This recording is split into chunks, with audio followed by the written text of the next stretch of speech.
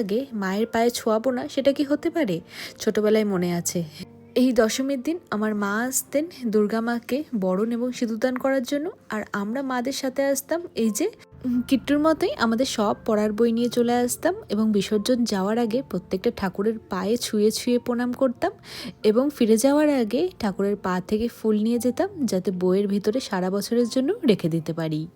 তো মণ্ডপে এসে তো আমার মার জন্য অপেক্ষা করছিলাম যে মা এলে হয়তো কিট্টুকে নিয়ে গিয়ে মাই বইগুলো ছুঁয়ে নিয়ে আসবে, কিন্তু ওদিকে মার দেখা নেই আর কিট্টু এদিকে ঘুম পেয়ে গিয়েছে, মানে বাড়ি যাবে যাবে করছে। তাই বললাম চল আমি নিয়ে যাচ্ছি, বইগুলো একটুখানি ছুঁয়ে নিয়ে আসি।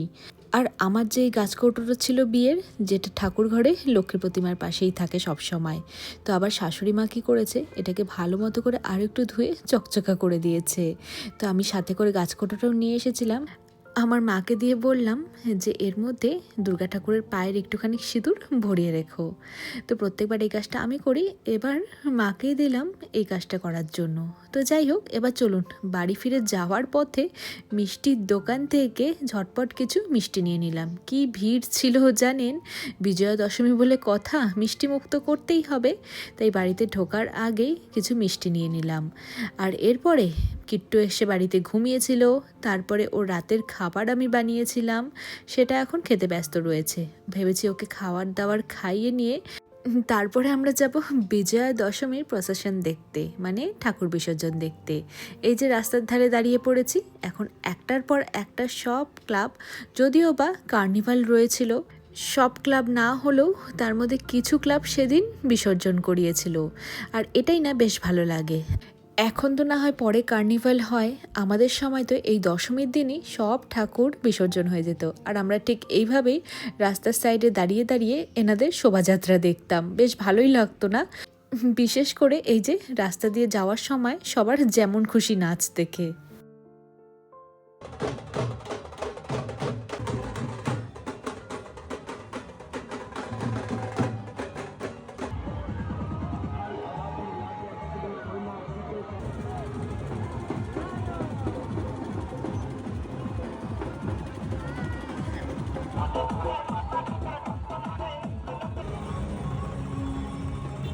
তো ভাসান থেকে বাড়ি ঢুকতে ঢুকতে প্রায় 10:30 11টা মতো বেজে গিয়েছে। এ দেখুন, এসেই আরেকজন চলে এসেছে ড্রেসিং টেবিলের সামনে একটু সাজগোজ করতে।